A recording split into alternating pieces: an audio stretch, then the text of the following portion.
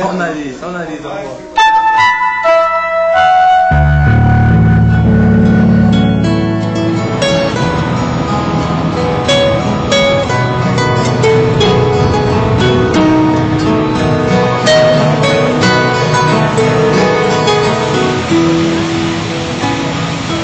Foi um choque terrível.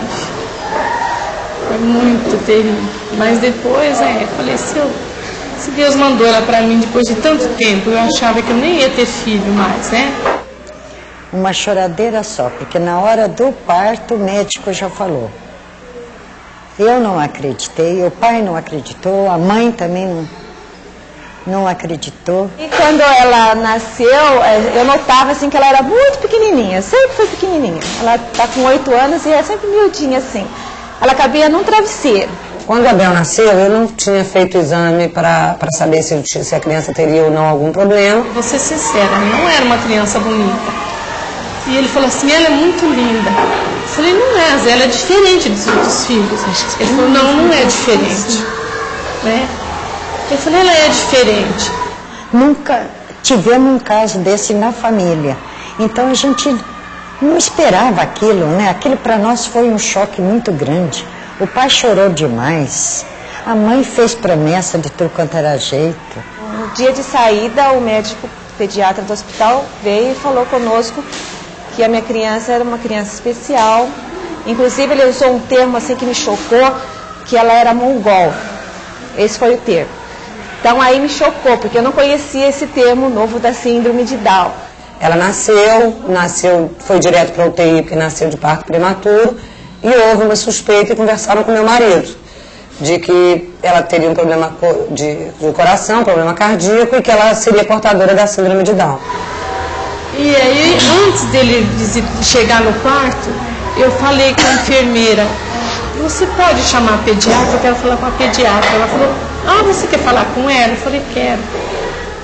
Ela falou, ela vai vir amanhã de manhã. Aí a pediatra chegou, eu falei para ela, o que você quer, mãe? Eu falei, eu quero uma explicação, porque meu filho é diferente. Ela falou, como, mãe? Ela sabe como que eles... Como? Eu falei, ela é diferente dos outros filhos, doutora. Eu não vai me enganar, porque eu tive 6 filhos. E a Marina, essa criança é diferente. Aí ela falou, mãe, essa criança é diferente mesmo. Eu falei, qual é a diferença dela? Ela falou, essa criança, ela vai ter que estudar numa escola especial, ela vai ser diferente, porque essa criança, você já viu aquelas crianças que tem o olhinho puxado? Eu falei, já vi sim, então. Ela é essa criança. Aí eu comecei a chorar. Às vezes, pode ter acontecido uma alteração no código genético quando o feto estava se formando. Outras vezes, uma lesão, motivada por doença ou algum tipo de agressão ainda na fase de gestação. As causas que podem determinar a deficiência mental variam. Mas, desde que nasce, o bebê deficiente mental precisa de atenção especial. Na maternidade, nós teríamos duas situações. A situação de crianças que já têm algum problema anterior, isso é, alguma alteração pré-natal, que seria no caso aí uma alteração hereditária, ou mesmo alguma alteração adquirida durante a gestação, como por exemplo, você teria as infecções da gestação, a rubéola, ou o efeito do álcool, do fumo na gestação, e uma criança que não tem nada na gestação, porém apresenta problemas na hora do parto.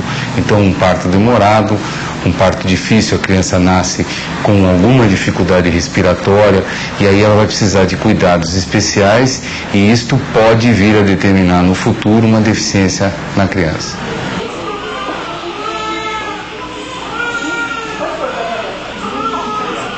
Eu mesma, como nunca tinha convivido com uma criança assim, eu achava que aquilo não ia andar, que não ia falar. Aquilo para mim era um sofrimento olhar para aquela criança, sabe? Eu olhava e falava, não acredito. A criança que tem algum tipo de alteração já detectada, genética, essa criança com certeza é uma criança que vai apresentar algum grau de deficiência. Então o programa deve ser instalado logo após o nascimento da criança, então ela já vai para um programa de estimulação, onde ela vai receber todos os cuidados especiais, priorizando a área que é mais prejudicada, física, mental, enfim. Né? Agora, a criança que tem uma alteração no momento do nascimento, essa criança a gente não sabe se ela vai ter ou não uma deficiência. O que ela pode vir a apresentar é um atraso no seu desenvolvimento. Esse atraso muitas vezes não é percebido logo, e aí a gente tem a obrigação de fazer o acompanhamento dessa criança para tentar detectar o mais precoce possível esse atraso.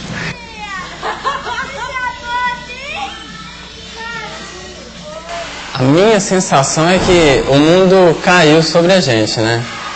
A gente fica um pouco triste, sem saber para onde vai, se volta para casa, se fica no hospital, se vai para uma igreja, se vai para uma praça, a gente fica sem saber para onde vai, né? Os programas de estimulação que a gente tem de crianças visam principalmente a minimizar os atrasos no desenvolvimento. Então é importante lembrar que algumas crianças prematuras, algumas crianças que nascem com baixo peso, isso hoje em dia até é uma situação relativamente comum, essas crianças atrasam o seu desenvolvimento, mas dentro de uma normalidade, porque a gente não pode considerar que a criança que nasceu de tempo correto, de 9 meses, né, tenha um desenvolvimento e a prematura tenha o mesmo desenvolvimento, porque ela nasceu antes, ela não teve a maturação suficiente do seu sistema nervoso. Então, ela tem um tempo, quer dizer, ela tem uma diferença de tempo que ela vai recuperar. Essa recuperação, esse fenômeno de recuperação, ocorre principalmente dentro dos 2 primeiros anos de vida da criança. Então, essa criança vai ter essa recuperação natural, ela vai estar atrasada, porém, dentro do que a gente chama de normal. Portanto, uma criança que não tem a sua deficiência instalada e que dentro desses 2 anos ou até o 3º ano de vida recupera e aí passa a desenvolver normalmente como aquela criança que nasceu no tempo correto.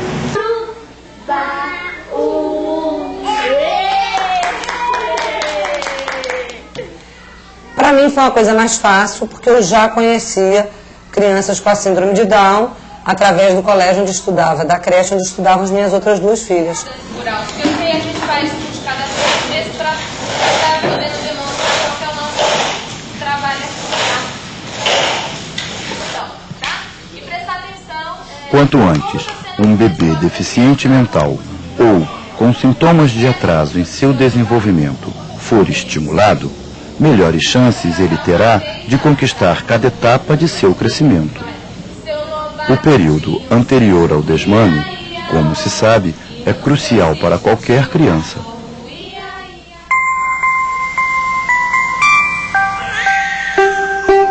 O momento do nascimento é um choque para o bebê. Ele saiu de um ambiente onde viveu 9 meses protegido e, agora, necessita de demonstrações claras de segurança. O contato reconfortante com o outro corpo traz essa segurança a ele. O trauma do parto é amenizado pelo carinho e cuidados que o bebê recebe da mãe.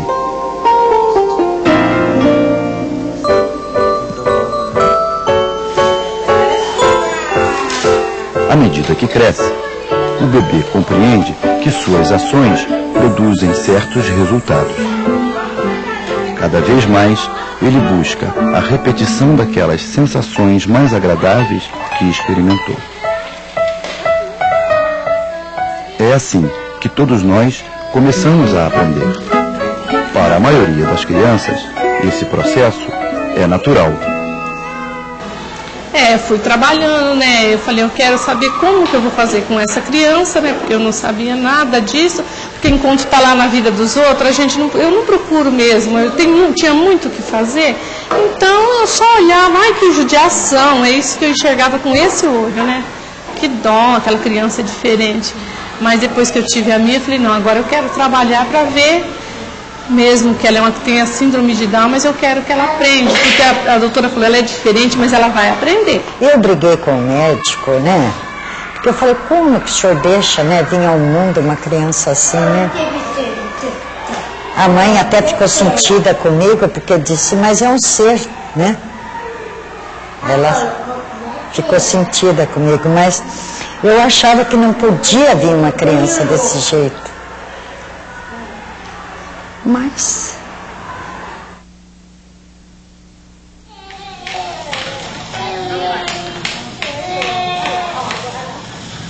Ao nascer, o bebê já te mostra vários indícios se ele tem risco ou não de vir a ter um atraso no desenvolvimento.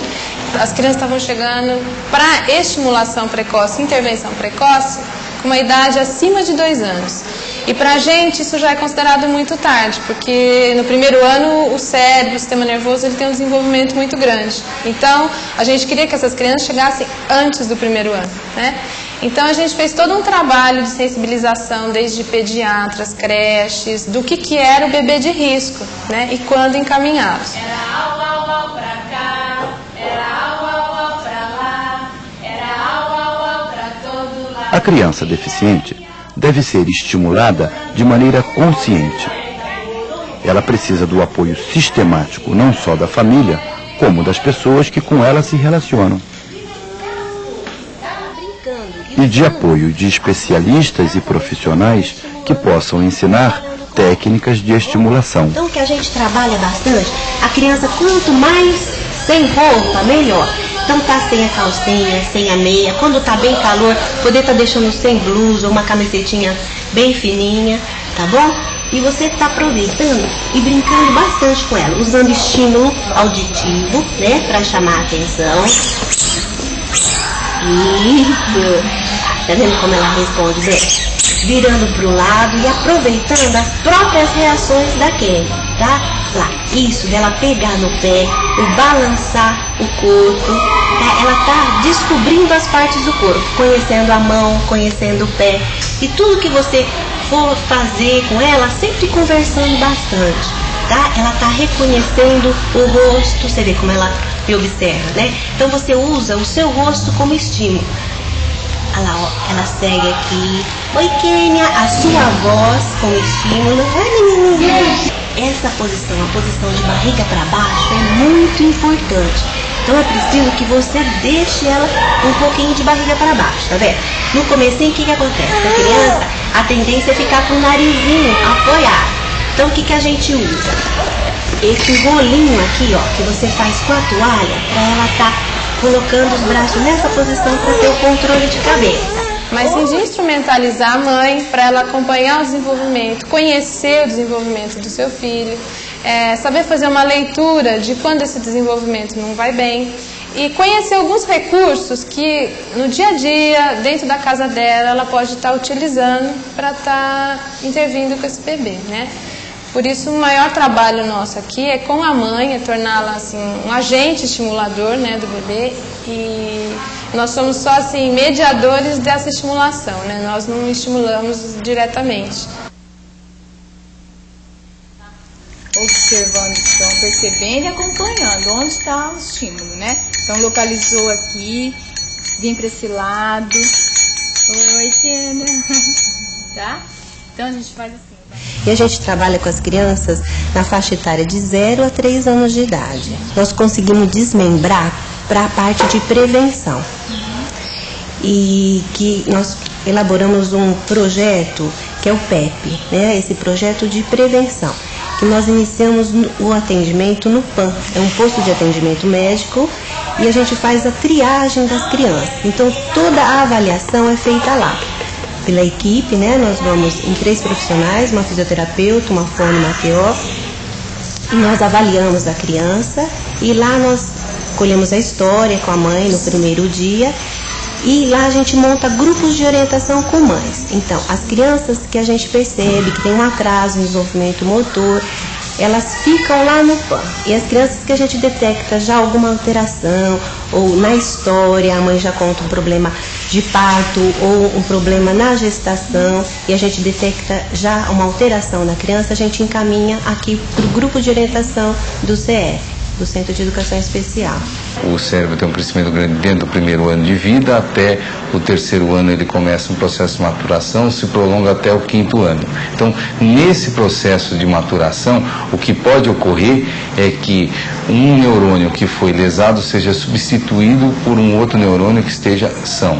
Então, a criança que teria uma função prejudicada por não ter aquele neurônio, ela teria a chance de ter aquela função reparada por um outro neurônio, tá? E esse fenômeno a gente conhece como plasticidade do sistema nervoso. Então, depois que as crianças passam pelo atendimento individual, aí ele já pode fazer parte de um grupo. E nesse grupo a gente trabalha também a socialização. E esses trabalhos a gente faz sempre através de brincadeiras, de brinquedos. Porque a criança tem que ser mesmo brincando, né? No ambiente dela é o brinquedo que vai chamar a atenção. E a gente usa muito, então, a sucata, porque muitas mães aqui não têm condições de comprar um brinquedo elaborado e nem há necessidade para isso. Então, se ela está percebendo o estímulo visual... Os 3 primeiros anos de vida são fundamentais para a integração da criança deficiente mental. Orientados por técnicos, os pais podem dar um apoio decisivo para a criança deficiente mental conquistar sua independência. Na escola,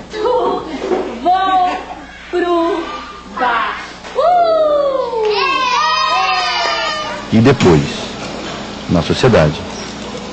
A gente aprende a amar demais a criança que tem síndrome porque ela passa a ser a nossa dependente.